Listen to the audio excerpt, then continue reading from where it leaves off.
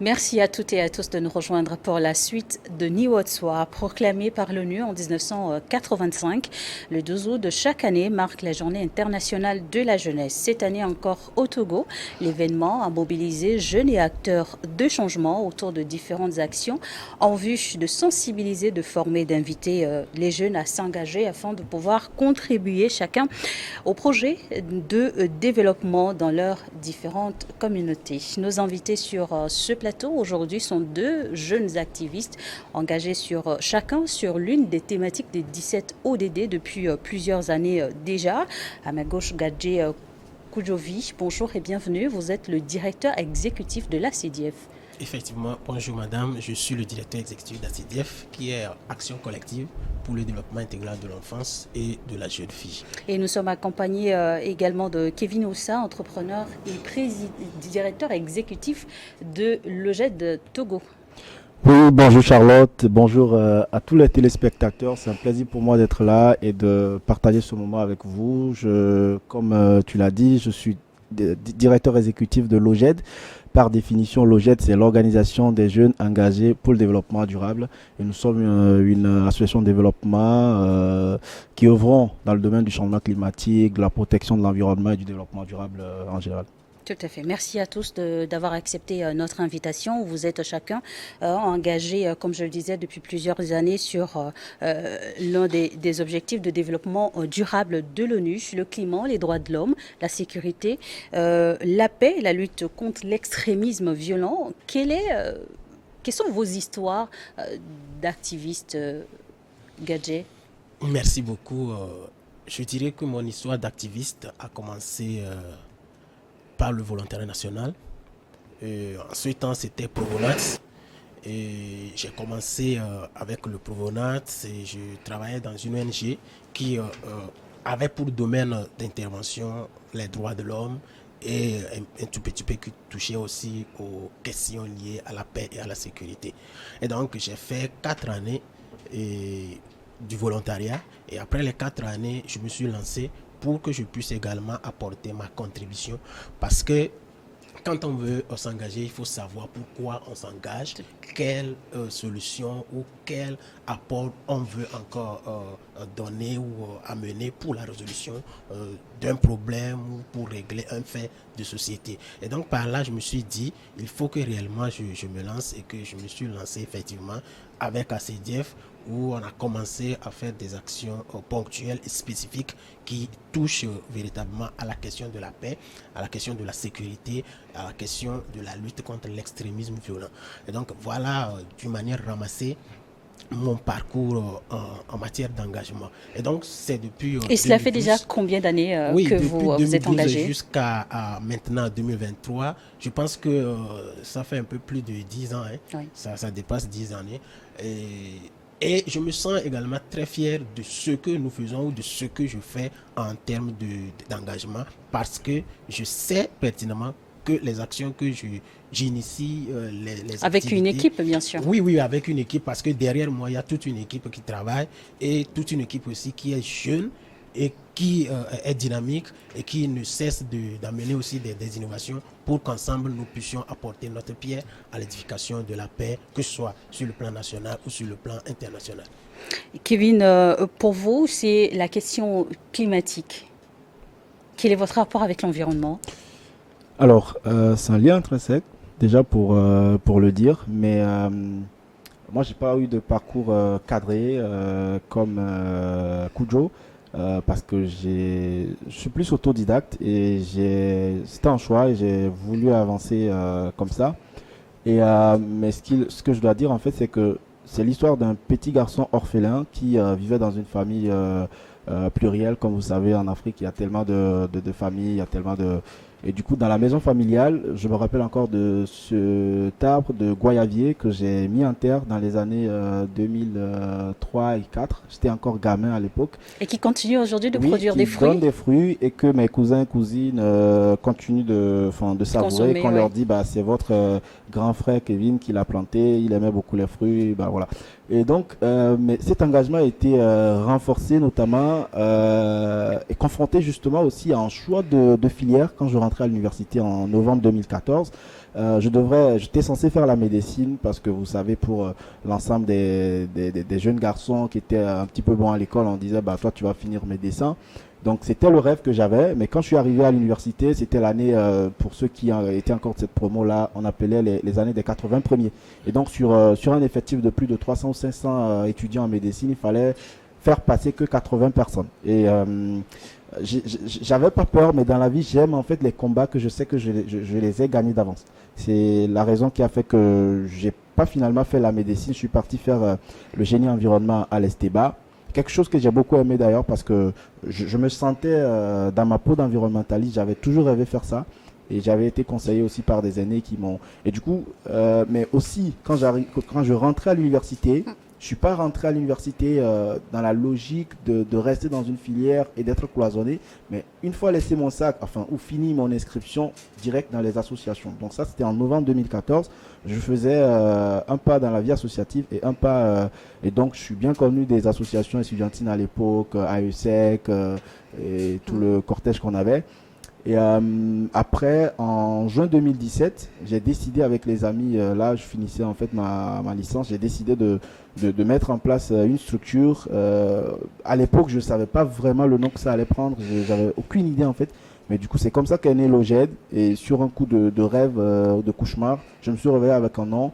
Et avec tous les amis que j'avais à l'époque, on s'est dit, bah, ça va s'appeler OGED. Et on s'est retrouvé dans une asso qui a fait le parcours qu'on a aujourd'hui, qui est bien connu, qui arrive aujourd'hui en tout cas à être aux côtés du ministère de l'Environnement et de tous les partenaires qu'on a sur place. Et au-delà du Togo, le GED, cette association-là également qui vous a donné l'opportunité de participer à de grandes rencontres sur le plan international, notamment les COP axées sur la question climatique. Oui. Les COP, en gros, pour les définir, c'est les conférences des parties sur les changements climatiques. Donc, c'est des rencontres de l'UNFCCC, donc de la Convention cadre des Nations Unies sur les changements climatiques, qui est en fait l'organe qui amène les États à échanger et à se mettre ensemble sur des grandes décisions liées au changement climatique dans le monde.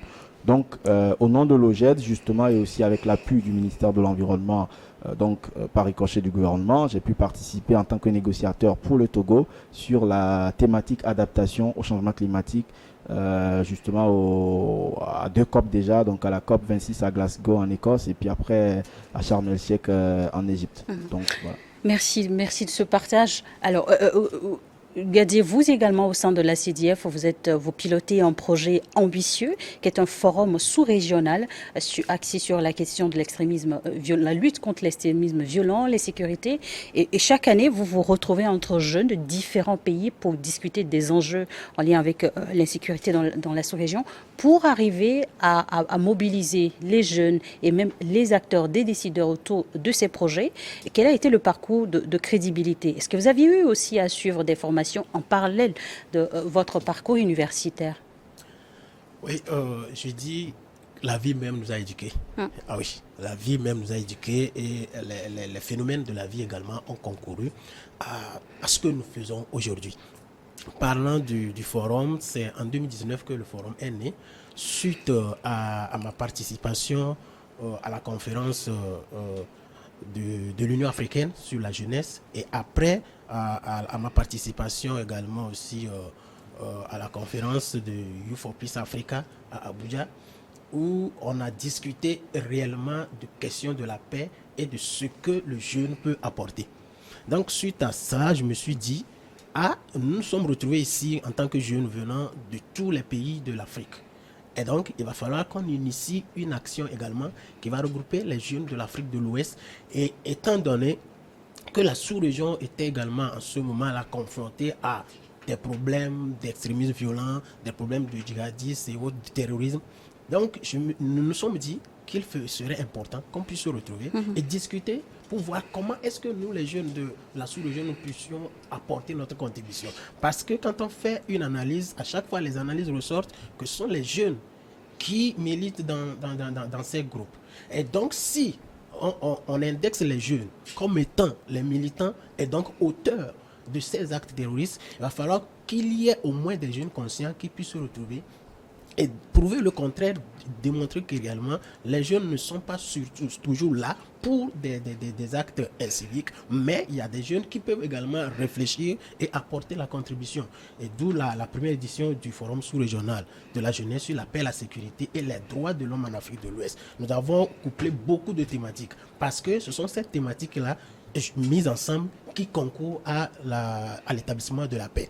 Et en septembre 2019, je me rappelle, on était beaucoup de jeunes qui étaient là avec l'appui des partenaires locaux dont je vais taire le nom pour le moment, où on a discuté effectivement du rôle qu'on pouvait jouer en tant que jeunes sur ces questions-là.